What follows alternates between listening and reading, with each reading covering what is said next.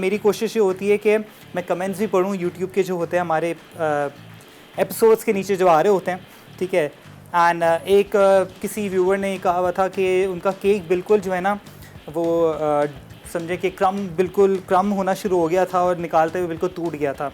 एक तो गलती हम ये करते हैं, जब कोई भी हमारा बेकिंग प्रोडक्ट अवन के अंदर होता है हम बार बार खोल के चेक कर रहे होते हैं एंड एयर जो है ना इनकॉपरेट होना शुरू हो जाती है उसके अंदर, और फिर आपका जो केक है ना जो उसको टेम्परेचर चाहिए होता है वो बिल्कुल नहीं होता, वो बिल्कुल बैठ जाता है, ठीक है जी। तो वो ऑब्वियसली अपना ख्याल रखें उस चीज़ का। दूसरा ऑब्वियसली रीज़न ये हो सकता है कि इवन जो मैदा है आपका वो ठंडा ना हो, रूम टेम्परेचर पे हो। एंड साथ ही में कौन सा बटर इस्तेमाल कर रहे हैं, क्या इस्तेमाल कर रहे हैं, मार्जरीन तो नहीं कर रहे, ठीक है। ये भी बहुत सारी चीज़ें हैं जो आपने प्रॉपर तरीके से आपने देखनी होती हैं।